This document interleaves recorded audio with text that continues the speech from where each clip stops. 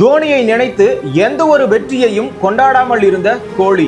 ஆர்சிபிக்கும் சிஎஸ்கேவுக்கும் match Chinnasamy மைதானத்துல நடைபெற்றது. அந்த போட்டியில விராட் கோலி அவர்கள் 50 ரன் அடிச்சாரு. அப்ப கூட செலிப்ரேட் பண்ணல. ஏன், அதிகமான ரன்கள் அடிச்சு ஆரஞ்சு கேப் கூட வாங்கினார். அப்பொழுது கூட செலிப்ரேட் பண்ணல. தோனி இருந்திருந்தா கண்டிப்பா சிஎஸ்கே மேட்ச் வின் பண்ணி இருக்கும். அப்படி இருந்தும் தோனியோட விக்கெட்டை எடுத்த பிறகு கூட கோலி செலிப்ரேட் பண்ணல. ஏன், சிஎஸ்கேவிற்கு எதிரான போட்டியில சேப்பாக்கத்திலும் சரி, சொந்த மைதானமான சின்னசாமி ஸ்டேடியத்திலும் சரி, 2 போட்டிகளிலுமே ஆர்சிபி அணி வெற்றி அடைந்திருக்கிறது.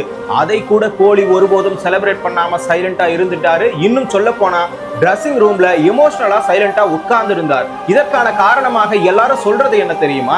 தோனிக்கும் கோலிக்கும் இதோட கடைசி போட்டி. தோனி மேல அளவுக்கு அதிகமான அன்பு வைத்ததனால தான் எமோஷனலாக சைலண்டா இருந்துட்டாரு கோலின்னு சொல்றாங்க. ஆனால் உண்மையான காரணம் என்ன தெரியுமா? தோனி அளவுக்கு அதிகமான வெற்றிகளை கண்டுவிட்டார். ஒருபோதும் அவர் தோல்வி அடைந்ததே கிடையாது. அப்படி இருப்பவர் தொடர் தோல்வி அடைகிறார். ஆனா இந்த இடத்துல கோலி 17 முறை கப்பு அடிக்காம தோல்வியை மட்டுமே கண்டிருக்கிறார்.